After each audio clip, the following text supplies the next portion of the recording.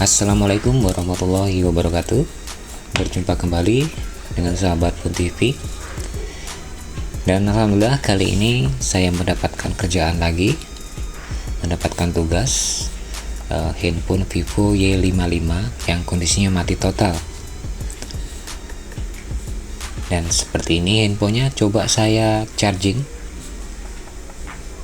Wow, disitu melonjak ampernya 5 ampere lebih teman-teman. Coba saya charger kembali, perhatikan bar nomor 2. Wow, pasti sangat panas ini handphonenya. Baik, dan kita bongkar terlebih dahulu. Dan ini menurut keterangan dari konsumen, ini handphonenya di charger semalaman sampai pagi, dan tak taunya pagi-paginya mau dipakai untuk aktivitas, handphonenya mati total gitu. Jadi memang konsumen ini juga memang terlalu sering, atau keseringan memang di saat malam dia istirahat, handphonenya di charger sampai pagi, dan tak taunya pagi-paginya handphone sudah nggak bisa dipakai.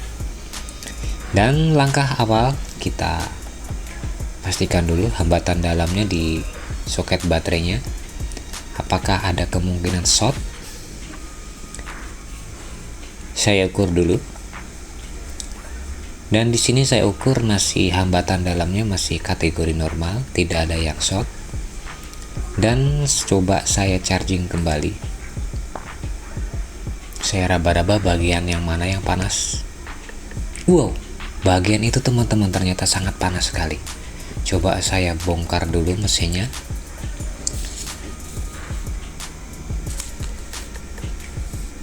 Dan setelah saya bongkar, saya copot mesinnya. Setelah itu akan saya buka penutup atau kaleng-kaleng di area komponen-komponennya yang panas tadi itu. Di sini saya menggunakan tang pemotong, dan motongnya ini harus hati-hati dikarenakan di bagian bawahnya juga banyak komponen. Bila mana ada komponen yang lepas, bisa saja handphonenya mati, atau mungkin fitur-fitur yang ada pada handphone nggak bisa berfungsi kembali.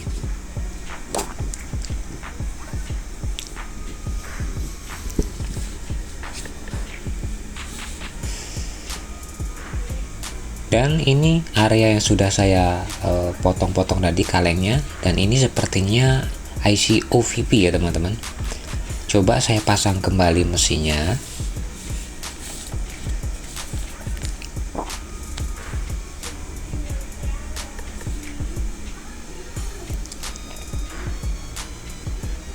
Saya pasang mesinnya, dan di sini di area OVP tadi itu, daerah AC itu, IC OVP-nya tadi itu, nanti saya kasih rosin.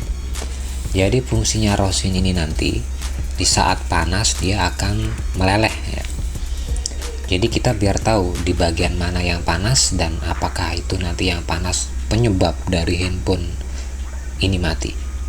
Coba saya charging. Wow, disitu meleleh teman-teman IC OVP-nya. Baik, apakah ini yang penyebabnya, yang menyebabkan handphone ini mati? Coba saya terlebih dahulu saya lepas dulu. Saya lepas OVP-nya ini.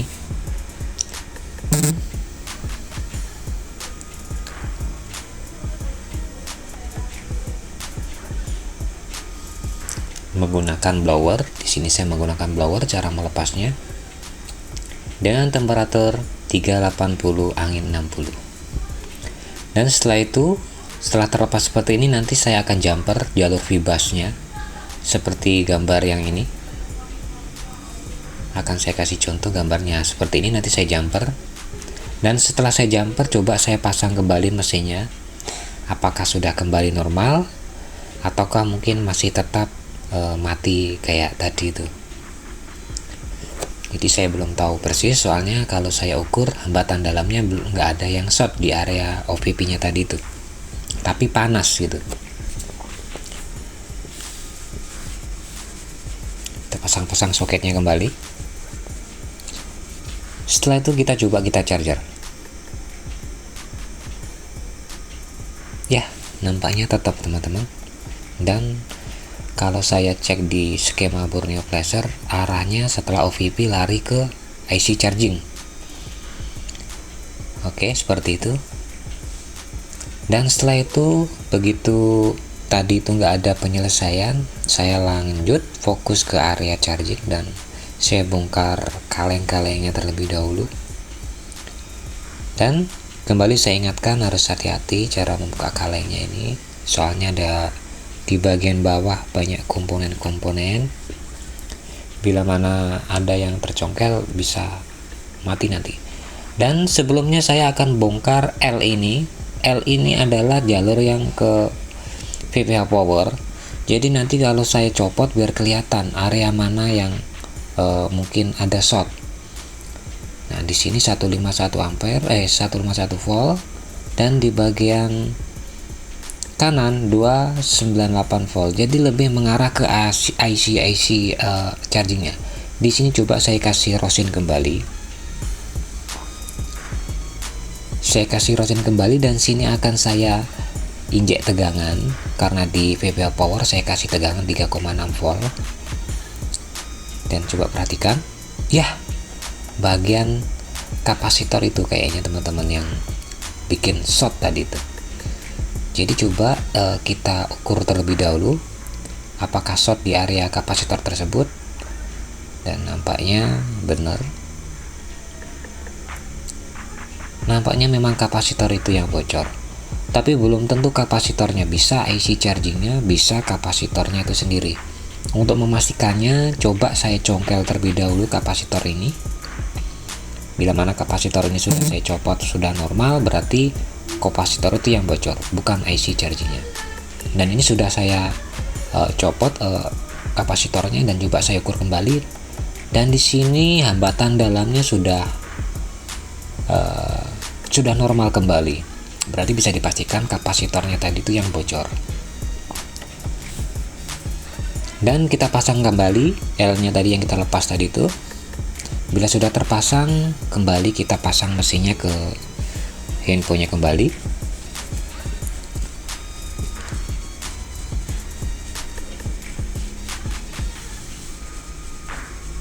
Dan coba kita charging apakah ada kehidupan atau masih tetap seperti semula.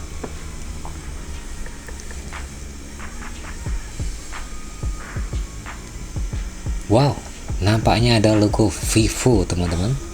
Jadi mempertandakan bahwasannya sudah mulai bangkit handphonenya ini. Dan di sini ada logo charging. Dan coba kita nyalakan apakah handphonenya sudah bisa hidup kembali dari mati surinya. Nah, nampaknya sudah ada logo Vivo muncul teman-teman. Kita tunggu sejenak, harus sabar. Soalnya ini juga sudah kategori handphone yang agak tua ya teman-teman. Jadi ya sabar.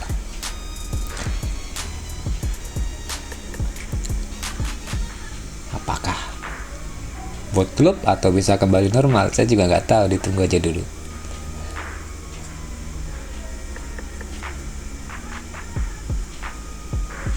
Nampaknya sudah, tulisan Androidnya sudah hilang dan selangkah lagi akan masuk ke menu ya teman-teman. Mudah-mudahan begitu.